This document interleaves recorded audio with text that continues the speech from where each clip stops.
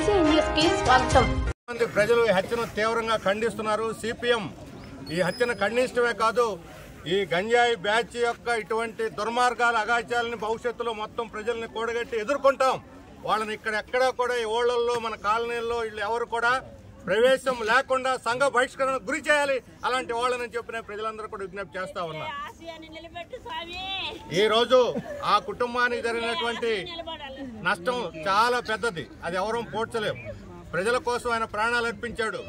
అందుకనే పార్టీ పూర్తిగా ప్రజా ఉద్యమాలు పార్టీ కూడా ఆయనకు పూర్తిగా అండగా ఉంటాయి, ఆయన కుటుంబానికి అండగా ఉంటాయి. మేము పూర్తి సంపూర్ణమైనటువంటి సహకారాన్ని ఆ కుటుంబం నిలదొక్కోవటానికి, ఆ పిల్లలు చదువుకోవటానికి కానీ ఆ కుటుంబం నిలదొక్కోవటానికి మేము పూర్తిగా పార్టీ అండగా ఉంటుంది అని చెప్పి నేను ఇక్కడ మీకు హామీ ఇస్తూ ఉన్నాను. అలాగే ఈ హత్యకు నిరసనగా రేపు ఎల్లుండి ఆల్రెండి 3 రోజులు, రాబోయే శని ఆది మంగళవారాలు 3 రోజులు మొత్తం మన నెల్లూరు జిల్లాలో సంతాప దినాలుగా ప్రకటిస్తున్నాం. వాడల ప్రతి శాఖ, ప్రతి ప్రజా సంఘం, ప్రజానాట్య మండలి కానీ, యువజన విద్యార్థి సంఘాలు అన్నీ కూడా ఈయనకి సంతాప సభలు నిర్వహించి జోహార్లు అర్పిస్తాయి. అలాగే 2వ తేదీ నెల్లూరు జిల్లా బంద్కి సిపిఎం పిలిపించింది. అన్ని పార్టీల మద్దతు అడిగాం, అందరూ మద్దతు ఇస్తామన్నారు.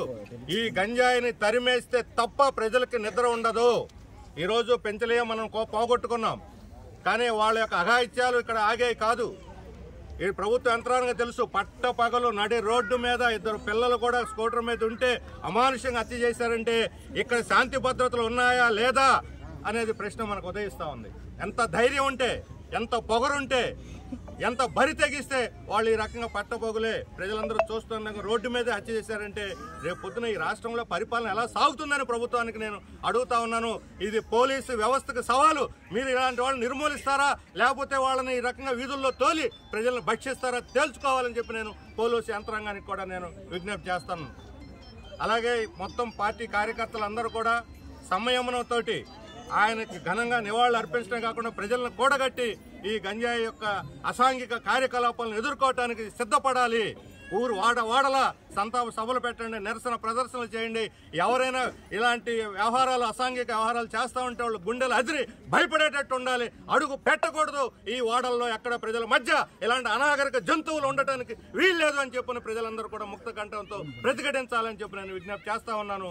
ఆ రకంగా అదే మనం పెంచలేక అర్పించబోయేటువంటి నివాళి. అందువలన ఈ రోజు ఈ అంత్యయాత్రలో పాల్గొని మీ అందరూ కూడా అభినందనలు చెప్తూ సిపిఎం రాష్ట్ర కమిటీ తరఫున కామ్రేడ్ పెంచలేకి ఘనంగా నివాళులు అర్పిస్తా ఉన్నాను.